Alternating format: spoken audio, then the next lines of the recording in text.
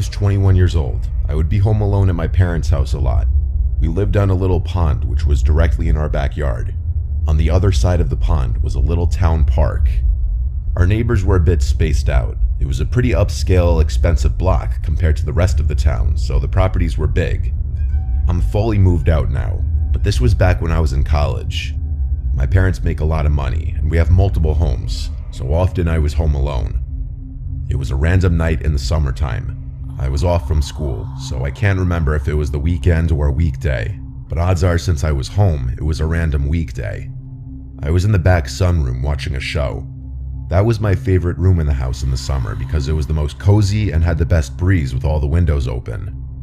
I was right on the corner of the couch closest to the corner window when I heard splashing from outside, like in the pond. It could have been a goose or duck. Sometimes they'd fight in the water and make a bunch of splashing sounds, so at first I ignored it, but as it persisted, I decided to lower the volume on the TV and listen. I put my ear up to the window even, and I heard consistent splashing sounds, way too heavy to be from a duck or goose. It sounded like they were splashes from a person. I opened the door in the sunroom and stepped outside to the deck. I looked out to the pitch darkness of the backyard. I now heard a man's humming along with the splashes. Someone was definitely swimming in the water. They were trespassing. Each house on the pond owned a specific chunk of the pond. I stepped inside for a second to flick on the lights to the backyard deck. As I did this, just a bit of the pond was exposed, and the splashes and humming stopped. Whoever it was clearly saw me. I wondered if it was one of the neighbors going for a swim or something, which also just seemed weird because no one really swam in the pond ever. But honestly, whether it was or wasn't a neighbor, I wasn't going to confront whoever it was. I stepped back inside and turned off the lights, of course locking the door as well. I texted my brother who was away at college about it. He didn't answer right away. I was trying not to creep myself out over it, but watching TV after this was kind of hard.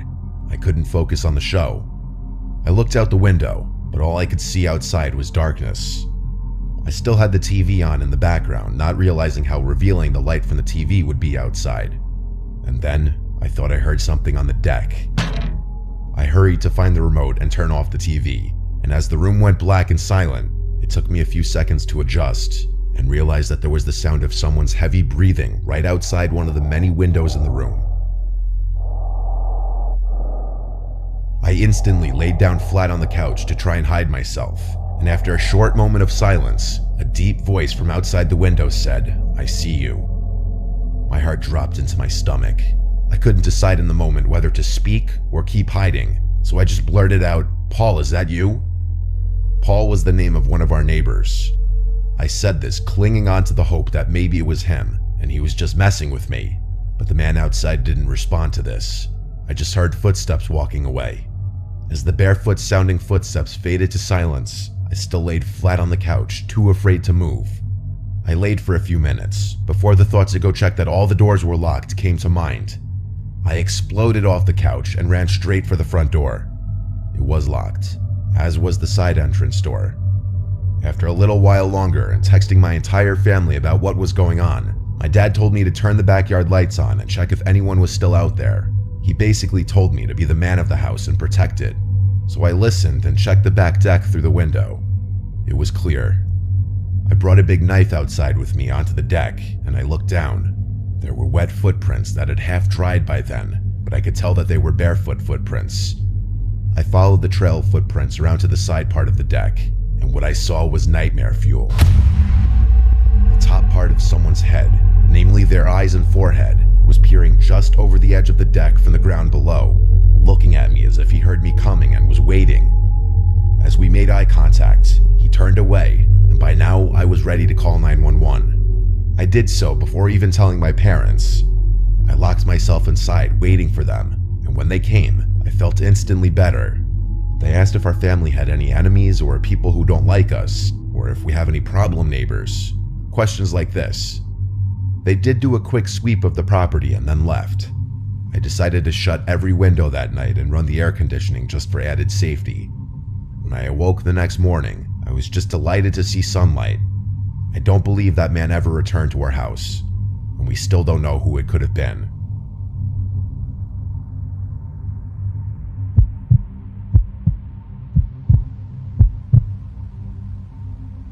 have a dog who I take for a walk 3 times a day. First in the morning, then in the afternoon, and finally at night. I take him on the same route every time, which is through our driveway exit, which leads to a cul-de-sac parking lot for the condominium complex we live in. This will make sense soon as to why I'm telling you this. On the night walk, I always go somewhat late. I'm not sure why, but it's been a habit ever since I've had him, and it's never been a problem for us. Until one night, I begin our final walk of the day and go our usual route. I have a flashlight with me as there are no lights at the parking lot, and I'm listening to music with only one AirPod as I feel it would be for the best just in case I heard something unusual. And I did. As I'm approaching the parking lot, I was hearing something. A voice of some kind that was up ahead of me, but I was completely zoned out in my own world of music as it was happening. But then my mind finally caught up and I stopped. I took the AirPod out and stood still to listen, just to see if I was only hearing things. And then it happened again, a voice that spoke ahead of me, but I couldn't see anyone. So I did the stupid thing and continued to carefully walk forward because I thought it was all in my head. But something didn't feel right about it. I stopped again after a few feet right next to where all of the cars were parked, and I had my flashlight pointed everywhere in front of me. I stayed listening, and the creepiest thing that has ever happened to me yet was hearing a muffled voice of what sounded like a kid say the word help. My heart dropped so fast I couldn't move my legs. I frantically pointed my flashlight everywhere to see where it was coming from. I was sure it was coming from the cars, but I was completely thrown off by this. But there wasn't a kid in sight, or anyone nearby. It was just me and my dog, who didn't seem to notice anything as he was just sniffing some bushes nearby. And then I heard it again. The word help was spoken 3 more times, and it was coming from my left side where the cars were parked. It made me panic even more. I didn't know what to think of it, and I knew I wasn't imagining this when I saw my dog's ears perked up, and he was looking in the same direction I was facing after it happened. And that's when it hit me about how incredibly eerie all of this was. After hearing it multiple times, I realized the kid's voice didn't sound entirely like a kid. I don't know how to explain it, but it was like the mix of an adult and a child at the same time. And each time they called for help, not only was the voice always muffled, but it was spoken in a more generic statement as opposed to a cry for actual help every time. And I mean that literally. There was absolutely no change in the tone, inflection, sound, or anything of sorts. My dog and I ran straight home afterwards, and I tried to explain to my mom what happened. She was puzzled herself about what it could have been, and I suggested we call the cops on the off chance that there was actually someone in need of help, but she didn't think it was necessary. So many questions were conjuring up in my head. Why was the voice muffled? Was there someone in the car that I couldn't see? Or was it something darker waiting for me to move closer? I don't like to think too much about it, but whatever it was, it still makes me feel extremely disturbed to this day. This picture is where I had stopped and taken my AirPods out to listen, and I heard it up ahead on the left. This is where I had gotten closer and heard it on my left side. I'm aware that there's a condo complex on the right side, which some may think the noise was coming from, but it was in this direction facing the cars where my dog and I heard it, and you could see from this point of view that there's nothing to really indicate a noise coming from somewhere else. Also, at the time this happened, the cars that were parked were trucks and SUV types, so they were a lot larger and covering more space, thus making it harder to see from where I was standing. I never figured this out.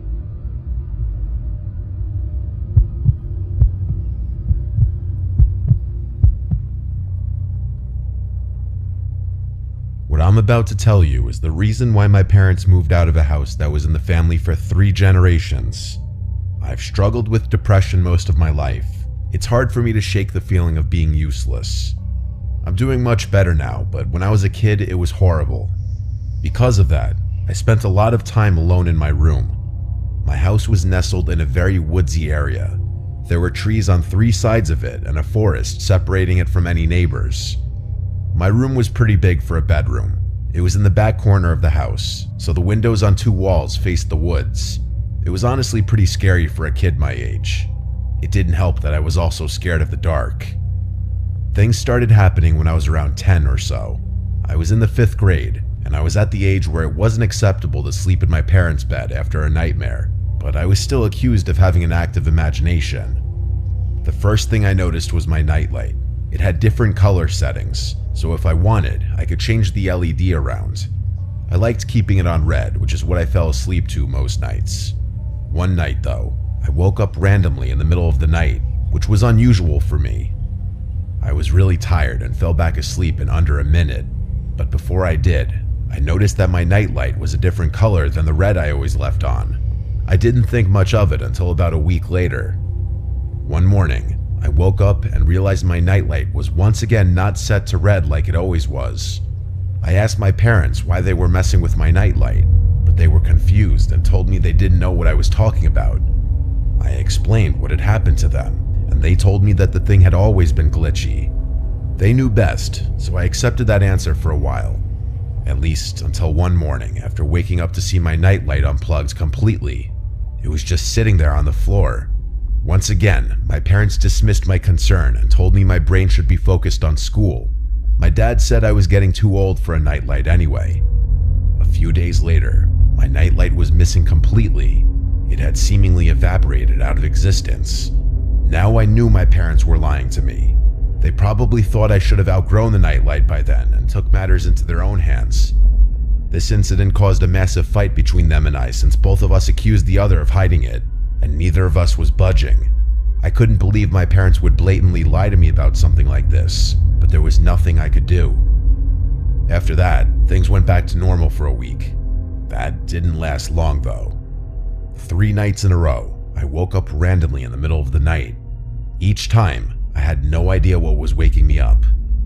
After it happened a 4th time in a row, I told my parents. They told me that I was going through puberty and that changes to my body are natural. The next time it happened, I stayed awake instead of falling back asleep. A few minutes after I woke up, I heard faint rustling noises from my closet. My parents didn't believe me. My dad even checked my closet, and there was nothing in there besides old toys and posters. The next 4 days remained the most traumatizing nights I've ever experienced in my life. I'd been woken up only to hear rustling in my closet. It was torture. I couldn't take it anymore. I begged my parents to believe me, and my dad got angry. He dragged me to my closet to prove there was nothing in there. He started throwing toys around my room, clearing the closet bit by bit, yelling at me the whole time.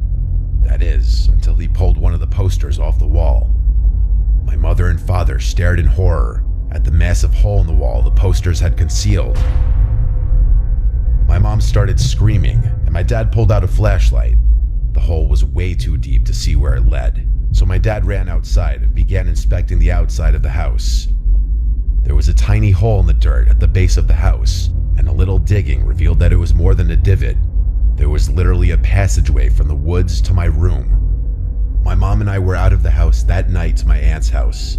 We moved out shortly after this. I stayed at my aunt's house until we did.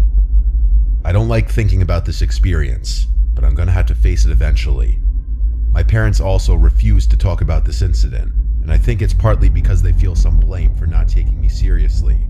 It's chilling to think that there was a stranger in my room every night for over a month. I have no idea what they wanted, and will probably never know.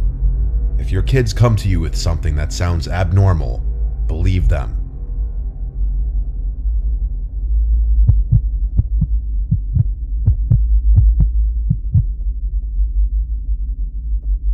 My name is Leo. To be completely honest with you, I'm a little lost in life right now. I won't get into it too much, but all you need to know is that my family situation is horrible. For the past 3 years, I've tried to stay as far away from home as possible. My close friends from high school have been changing in ways I don't like, and I feel like my hometown has nothing to offer me anymore. I'm about to be a senior in college, and to be completely honest, I have absolutely no idea what I'm going to do with my life after that. Enough with the sob story though. I was in Berlin last year for whatever reason, probably searching for a sense of place or trying to find a direction in life. I remember the name of the bar I was in, Reduya. I was there alone, nothing I'm not used to. I was getting ready to leave when I felt around my pocket and realized my apartment keys were missing. Just my luck.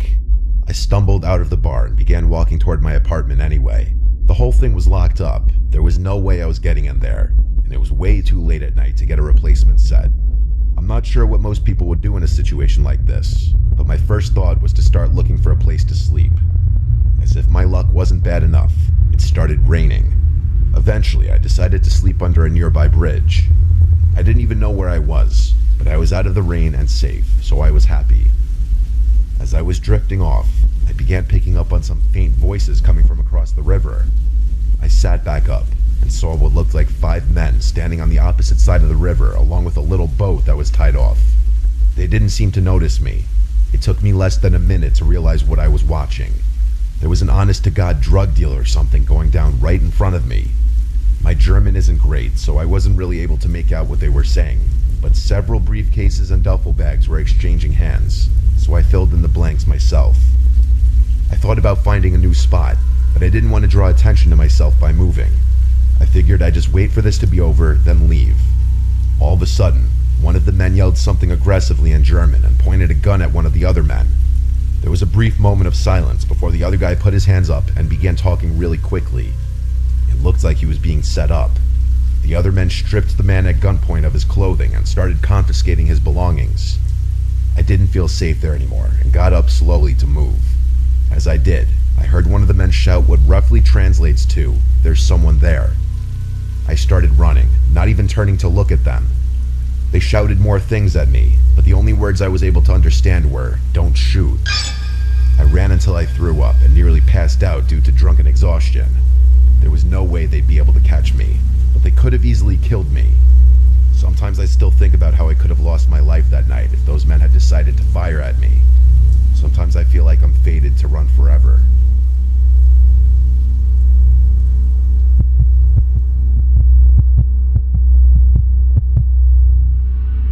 It was a normal Friday afternoon at my high school. I was walking down a hallway with my friend Emma as she talked about God knows what. I was just trying to get through the day because I honestly had a lot to deal with at home as well as at school, being that my foster parents weren't the nicest people to say the least. As we walked past the lunchroom, I suddenly had to use the bathroom. I asked Emma if she had to go. She said no and that she would wait outside for me. I went into the bathroom and immediately noticed no one else was in there.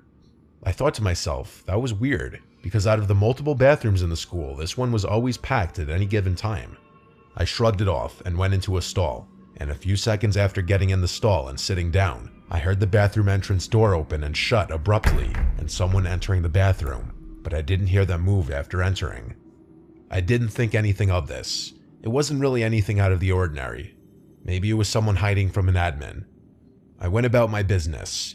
I stood up to button my jeans and read the writing on the bathroom wall. There was a bunch of random quotes and rants about teachers. Then I heard the door open again, and I assumed whoever was in here had left. I came out of the stall, and as I left the bathroom, Emma was looking at me with a weird face, almost like a "what the hell did I just see" face. I asked her what was up, and she asked me, "Who was that standing right behind you in the bathroom stall?" I got chills. I told her no one was in the stall with me and to stop fucking with me. She promised me she wasn't. She told me she actually came in seconds before I came out because she realized she did need to go. But then she saw someone else in the stall, standing with their shoes touching the back of mine. That's how close they were behind me in the stall. And she said she left immediately, not wanting to witness whatever was going on. I reiterated again I was the only one in the stall. However, I had heard someone come in, but I never heard them use the bathroom, and I had assumed they were hiding from an admin. That's when she told me no one went near the door until she came in seconds before I came out. I didn't believe in the paranormal, but this made my stomach sink. I found an admin and told her about it, and she pretty much tried to assure me that it didn't happen, that Emma was probably just messing with me.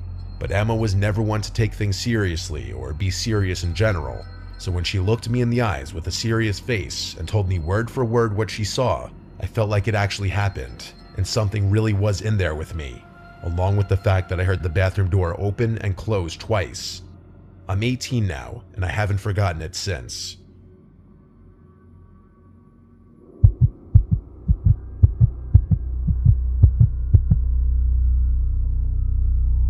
This happened long ago when I was renting a small house in the town that I got my first real big girl job at. It was a small one-floor house with 2 bedrooms, 1 bathroom, and just enough living space for myself and occasionally hosting some people. I had been living there for a few weeks already. All was fine. The landlord, who I'll just call Michelle, was really friendly and understanding. I think she rented to me because she didn't want a male renting out her house. I'll skip unnecessary details and get right to the point. Something very weird started happening a few weeks into living there. One regular work night, I got a knock at the door. I went to the other side and said, "Who is it?" and no one responded. I didn't open it. No one should be knocking on my door late at night. It was early the next morning. I had finished getting ready for work and was about to leave. I opened my front door and saw a big post-it note taped to the storm door. It said, "Hello, beautiful." I right away remembered the knocks on the door from last night. It was no doubt the same person, but the big question was, who could it be? I crumpled it out of disgust and threw it in the trash, hoping and assuming it would be a one-and-done thing. It was that night that I got another knock at the door. This time a little earlier, while I was cooking dinner. I went over to the door, this time not saying anything, just listening. There was no peephole or glass to look through to the other side. I had no way of seeing who was there without opening the door, and that wasn't going to happen, as the storm door didn't lock. But this was the second night in a row, and now I was realizing this was some kind of stalker situation. I called my mom and dad to ask for advice, and really, they didn't even know what to say. My dad, who was a retired police officer, said that if I called the cops, they wouldn't really be of any help unless they were catching the person in the act. My dad advised me to not go outside late at night for a while, don't answer the door, and if it persists, that he'd come to town and spend a few days with me. So that was the advice I followed. The next morning, the first thing I did was check the storm door for another note, and part of me died inside when I saw another note stuck to the glass. This one said, "I like to watch you." I took a picture of it with my phone and sent it to not only my family, but Michelle as well. I asked Michelle if she had any kinds of issues with certain men or any stalkers. She acted appalled and shocked when I sent her a picture of the note and told her about the knocks. She assured me that she didn't have any stalkers and that she was in a long-term relationship. Still, I wasn't entirely convinced.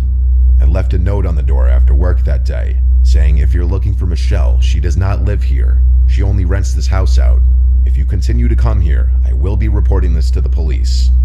Doing this gave me a level of comfort, actually. I thought this would end things. That night, every waking minute was spent with anxiety, worrying about hearing knocks at the door again. To my relief, there were none tonight. I went to sleep in relative peace, thinking my note worked. The next morning, I opened the door and removed my note from the glass, but then realized it wasn't my note. It was a new note, and it said, "I'm not looking for Michelle, I'm looking for you." And then it said my name, followed with, "I like watching you," like it said in the previous note. I sent it to my dad right away. I felt seriously ill. My dad packed a bag and drove up first thing. He was at my house by the time I got home from work. And work that day was rough because I couldn't think of anything except for this horrific situation. I even wondered if someone in my office could have been doing this, like this creepy guy Fernando. My dad and I waited to call the police together until later in the night when we figured whoever was doing this may be hiding out there already. We wanted them to see the police presence. We spoke with an officer outside. My dad said it must have been a busy night since they only sent one. My dad, being a retired police officer, obviously didn't hurt in this whole situation. After the officer left with his report, my dad stayed out on the front stoop for hours, even after I went to sleep. Obviously, the person didn't return that night, and I moved out once I was able to pack all my things. Michelle was completely understanding. Thankfully, whoever was stalking me at that house didn't follow me to my new place, likely eliminating the possibility that it was a coworker. So I will likely never know who it was.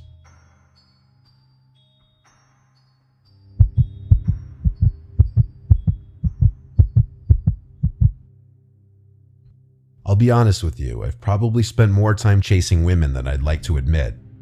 I've had to tone it down a lot since college, partly because of what I'm about to tell you. I went to school in California, and while I haven't been back in a while, when I was there, the culture was very open. And when I say open, I mean sexual. This honestly could have been true for other colleges in other states at the time, but I really wouldn't know. It was my sophomore year, and I had just finished pledging the fraternity Pike. About halfway through the semester though, I was getting sick of only talking to sorority girls that seemed to know half the guys in every frat.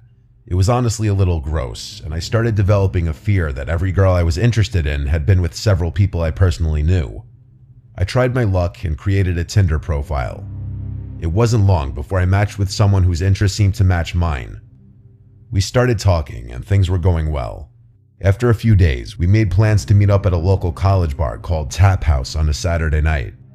This was actually my favorite bar in the area because it had pool tables and I had been clearing racks since I was 10 years old.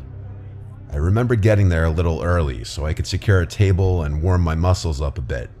An hour passed though, and I came to terms with the fact that I had probably been stood up. I was trying to decide whether I should salvage the night or just go home and play online chess when I got a notification. To my surprise, it was Yamel, the girl I was waiting on, telling me she had just arrived. I greeted her, and she apologized for being late. We got some drinks, played some pool, and got to know each other. She was Latina and a heavy drinker, so I got plastered just trying to keep up. At one point, she asked for my Instagram, which I gave to her. 10 seconds later, I found myself staring at a collection of explicit photos she had just sent me. I was confused, but in my drunken state, I wasn't going to complain. Before I could even respond, she told me, "Your turn," which I figured could only mean one thing. Honestly, if I hadn't been so drunk, I probably would have questioned why we were sending pictures to each other when we were literally 5 feet apart, but I didn't have the foresight. I complied with her request. We laughed about the whole thing, and that was that. A few hours later, things at the bar were starting to wind down. I was planning on inviting her to my place, but she beat me to it, asking if I could spend the night at hers. I agreed, and we left the bar. I couldn't even walk in a straight line. It was honestly embarrassing. We Ubered to her apartment, which was actually in Oakland, something I hadn't realized before. Honestly, red flags should have been going off in my brain the moment we crossed into Oakland. She unlocked the door of her apartment and stepped aside so I could go first. I took a few steps inside and heard the door shut behind me. It was pitch black in there. As I was turning around to ask her to flip some lights on, the room lit up. To my horror, I wasn't facing a harmless 5'2" girl anymore. Instead, 2 massive bald dudes with tank tops were standing in front of the door with their hands clasped. I turned around, and there was another white bald dude in front of me. I wish I could tell you more about the room I was in, but it was honestly difficult for me to recall small details of that night. I couldn't fight or flee, so I just froze. The guy in front of me began telling me my own name, birthday, and age. He then went on to say that the girl I had just gone out with was 17, meaning I had received and sent explicit pictures to a minor. He then suggested that I do what I was told, which I did. The 2 guys behind me confiscated my phone, wallet, and keys, all of which I gave up without a fight. I asked the guy in front of me what he wanted, and he basically told me that he was a major distributor of illicit substances in Northern California. He told me that I'd be outed as a pedophile if I didn't distribute his product to my fraternity and university. I wish I could remember more specifics. The 2 men behind me then gave me a piece of paper and told me to write down my address, followed by a list of names and numbers for as many students as I knew. I told them that I'd need my phone to complete the list, so one of them held it firmly in front of me and let me scroll through. All 3 of them were hovering over me now, knowing I was basically checkmated. I don't know what compelled me to do it, but the literal second I saw a chance, I ran. I was too drunk to think about the consequences of those pictures on my phone. I narrowly escaped out the door I had entered from and ran as fast as I possibly could. It's not like I was safe though. I was still smack dab in one of the most dangerous places in America. Eventually, I found a nice looking house and begged them to open up. I pleaded with them to let me use their phone and call 911, and then I told the police everything. But of course, I didn't remember the address of that girl's apartment. An officer picked me up and took down a report before asking me if I would be okay leading them back to that apartment. I was actually able to retrace the way I had run, and I waited in one of the squad cars as the police barged in. After a few minutes, an officer told me that the place was completely deserted and there were not any signs that people had even been there. In the following weeks, the police actually took my report seriously and launched a full-scale investigation. They concluded that it was probably gang-related, but were never able to arrest anyone. That was years ago. I bet this incident has been swept under the rug of Oakland's rampant crime and drug-related activity. In all honesty, what happened to me all those years ago is probably nowhere near the top of the list when it comes to that godforsaken place. I haven't used a dating app since.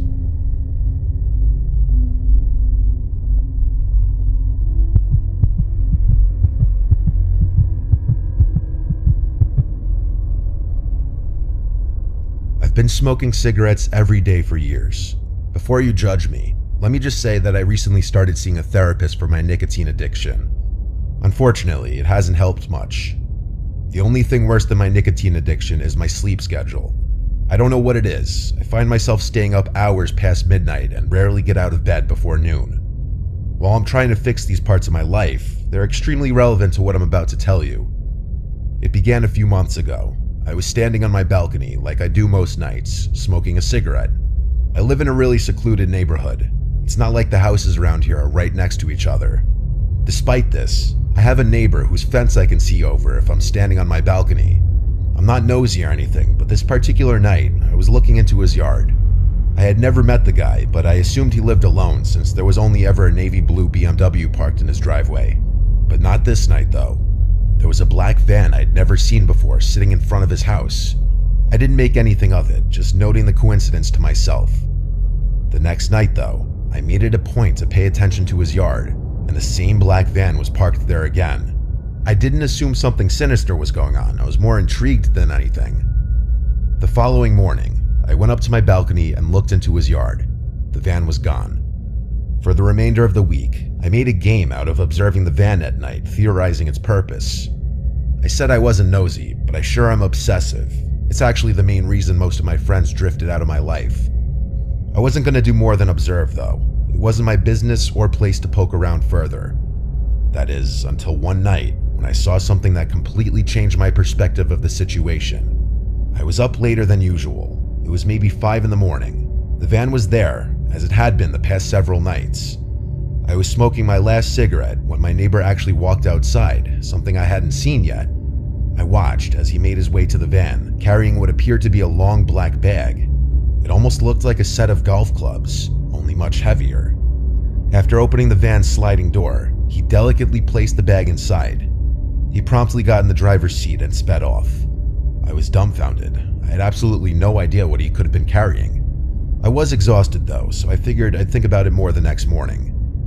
The next day, I decided that I'd go out on my balcony a little earlier and wait for the van to arrive at his house. I brought my laptop up there so I could get some work done and wait. It was around 10 p.m. and the van wasn't in the driveway, but around 1 a.m. the van pulled in. I quickly shut my laptop and watched. Nothing happened for a good several minutes, like the van just sat there, engine running and all. After about 5 minutes, the driver door opened and there he was. I watched as he went around to the side of the van, then slid the door open and pulled out the same bag that he had put in the night before. He seemed to be struggling this time around, visibly trying not to crack under the weight of whatever was in there. After waddling a few slow steps, both he and the bag disappeared into his house. I didn't know what to think. I thought about waiting there until 5 a.m. again, but that would be far too taxing on my brain. Something was definitely wrong though, and I was determined to find out what. The next morning, I flipped a coin and ultimately decided to follow his van when he pulled out that night. After a pretty unproductive day, I went up to my balcony around 4 a.m. and waited, cigarette in hand. As soon as I saw movement in his driveway, I rushed downstairs, grabbed my keys, and got in my car. I turned my headlights off and waited for the van to turn onto the main road. Once it did, I began tailing it. After 20 minutes of driving, he pulled onto a dirt path that looked like it led into the woods. It did. I followed, and the woods actually started thinning up a bit. It seemed like this path had once been a main road or something. We drove for another few minutes before I realized what his destination was. There was a deserted gas station literally tucked away in some clearing in the woods, and right in front of it was the BMW I'd always seen parked in his driveway. I feared I was getting too close, so I turned my car around and parked across the street from the dirt road. I must have waited there an hour. His BMW finally pulled out of the clearing. Nervously, I started driving back up the path, not sure what I'd find. I pulled over on the side of the road and started walking towards the gas station. It was eerie. The front door was locked. I walked around to the side. That was locked as well. So was the back door. I needed to know what was inside. There was a row of windows that I tried to open, but none of them would budge. Against my better judgment, I picked up a rock and slammed it into one of the windows. It shattered pretty easily, but there must have been a security system in that place because alarm bells started blaring. I sprinted back to my car, the whole time wondering why an abandoned gas station would be rigged with an alarm system. As I sped out of there, I called 911 and gave them a vague description before hanging up. I got back to my house and ran inside, my heart still racing. The next morning, I woke up hoping the whole thing had blown over. Boy, was I wrong. I went up to my balcony to see like 8 police cars in my neighbor's driveway, lights flashing and everything. I watched as an officer escorted my neighbor out of his house in handcuffs. One by one, the police cars drove away and I was left to my imagination. I lit a cigarette and stood there, finally alone with my thoughts. I've asked the police for details on several occasions, but they would never answer my questions. I've even tried driving back up to that gas station, but the whole road had been blocked off. Maybe one day I'll work up the courage to walk through the woods and go looking for answers.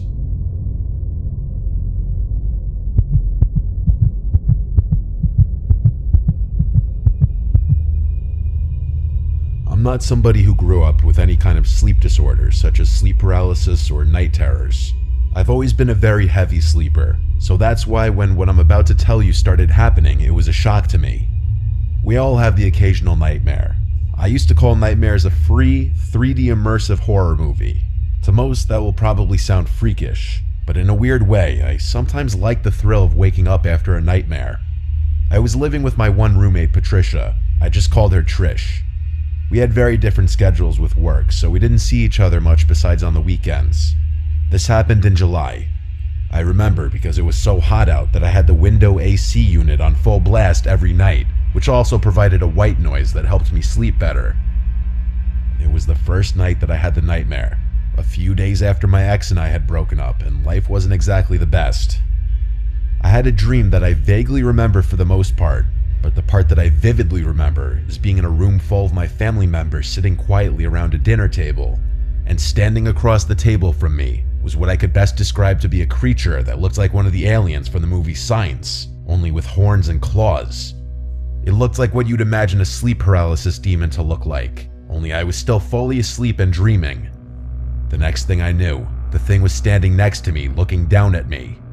I started to run away in my dream until I was in my room, or I guess my brain's version of my room. That was the last of that dream I remember before waking up. My room was pitch black and the AC fan was on full blast.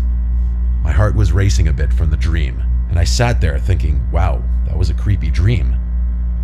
I looked around the room naturally before laying back down and going to sleep. The following night, I woke up in the middle of the night to my bedroom door open, which I usually 99% of the time would leave shut unless I was drinking. My immediate thought was that it was Trish checking if I was home. I went up to go shut it and went back to sleep fairly quickly. I asked Trish if she came in my room the next day via text, and she told me she did not. So it was always possible I just took a midnight trip to the bathroom or kitchen that I didn't remember. It was the following night that I had another nightmare. That same demon creature from my previous dream appeared again in this one. This one was a lot more disturbing. Instead of being with my family, I was in a dark, square, empty room with the thing, and it kept getting closer to me. Oddly, I don't remember the thing actually moving its limbs to walk. I just remember that it kept getting closer and closer until it was on top of me. And then, like I couldn't even move, the thing took a claw to my thigh and scratched me, and I actually think I felt the pain in my dream. Then, the next thing I remember is waking up. I don't mean I woke up right after that. I mean I don't remember what happened after that in the dream. But it was dark in the room once again, AC on full blast. I felt a slight stinging feeling on my upper thigh. I felt it with my hand, and I actually felt like I felt something on the skin. I rushed to the bathroom and looked in the mirror, and I screamed out loud when I saw a gash in my thigh. I went to Trish's room and turned on the light, waking her up. She asked how the fuck I got that, and I screamed I don't know. We went to my room together and flipped off all the sheets and covers off the bed, looking for any kinds of bugs or spiders or any sharp object I could have laid down on, which, yes, I understand makes no sense, but what else were we to think? Trish then looked at me and said, "Wait," and put her finger to her lip. She turned off my AC unit, and for the first time in days, the room went quiet. It all became sickeningly clear in an instant, as we both heard a sound from under my bed. The kind of faint sound that you sense from another person just existing in the room. I'm impressed at both of our ability to not scream right on the spot as we both looked at the bed and then at each other, and then left the room and then the apartment. We knocked on the neighboring apartment door until he answered. We asked him for help. Someone was in our apartment. He was an older guy, so I don't think we expected him to go fight some stranger in our apartment. He let us use his phone to call 911. At some point while waiting for the police, we heard a door outside slam shut. It sounded like our door. None of us could look out the window in time to see who it was. When the police got there, we confirmed the intruder was gone. We did leave all the lights on in the apartment when we ran away though, and left in a rather sudden fashion, so the intruder definitely knew that we knew. And then came the reflection I had of my dreams and what they actually meant. That demon in my dreams was supposed to be him, even in the first dream. And with my door being open that night, that means he or she may have been roaming around our apartment at night, possibly eating our food. And to think this person actually scratched my thigh so hard it left a mark, it's actually really disturbing to think about. This forever changed my outlook on dreams and nightmares.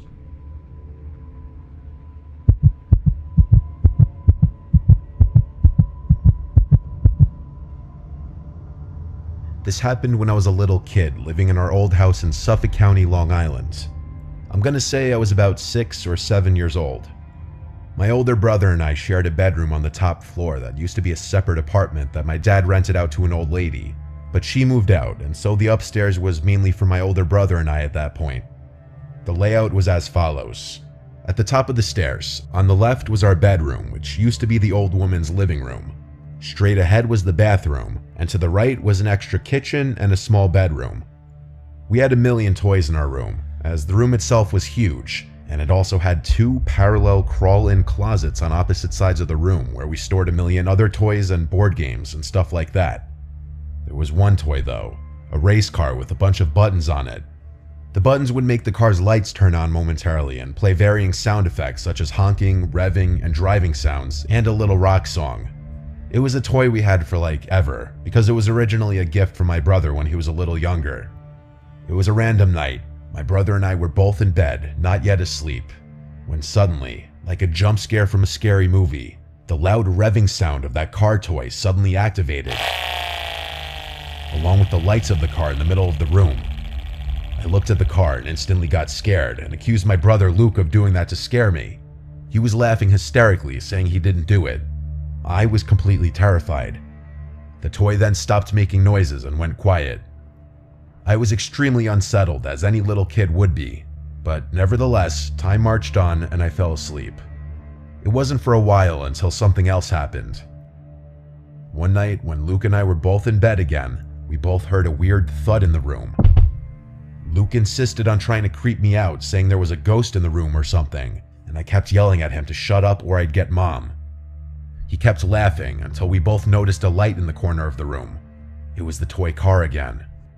I got out from the bed and ran straight down the stairs yelling for my mom. I got to my parents' room and yelled there's something in our room.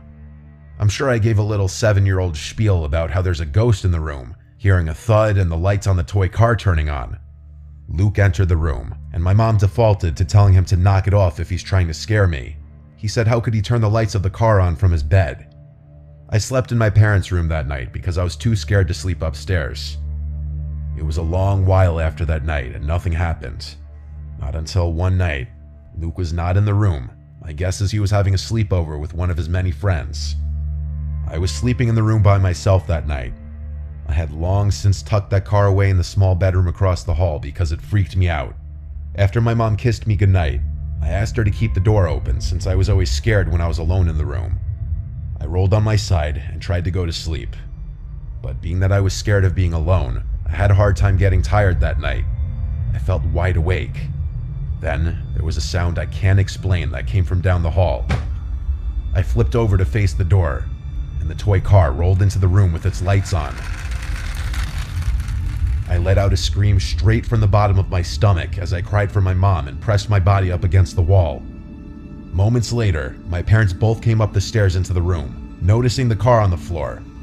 I screamed that someone pushed the car into the room. My dad went to go check the other rooms, but said there was no one there. There weren't any places to hide up there besides the closets and under the beds, and my dad checked all of them. I don't know what my parents thought in that moment. On one hand, they probably thought the toy was malfunctioning or it's just my imagination. But on the other hand, I think they were also slightly freaked out.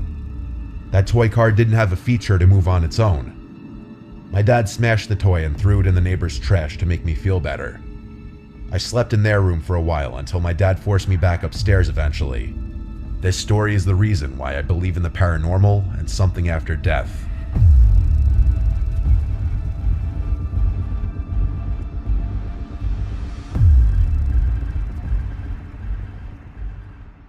That's the end of the story. Thank you for listening. Don't forget to subscribe so you won't miss our future stories.